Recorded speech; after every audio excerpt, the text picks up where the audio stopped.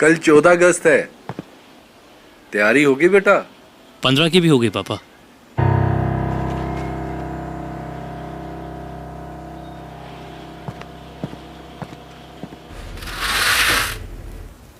पता है वो डॉक्टर का लड़का है ना, हाँ तो वो 15 अगस्त मनाने की भी तैयारी कर रहा है। 15 अगस्त की तैयारी कर रहा है? हाँ, गुड्डी ने खुद सुना है।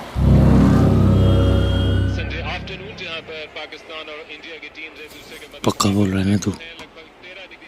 एकदम पक्का। हाँ लेने दे 15, देखते हैं कैसे मनाता है।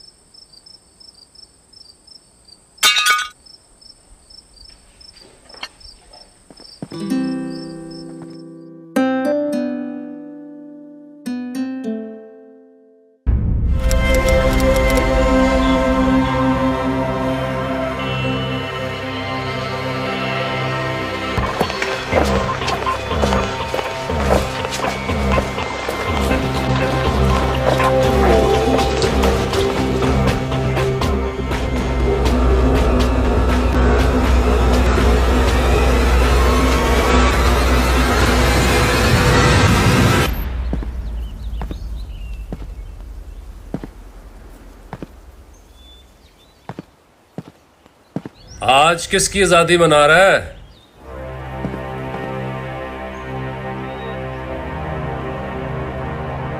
मना तो आज भी 14 अगस्त ही रहा हूं। कल सर उठा के मनाई थी, आज सर झुका के मनाऊंगा।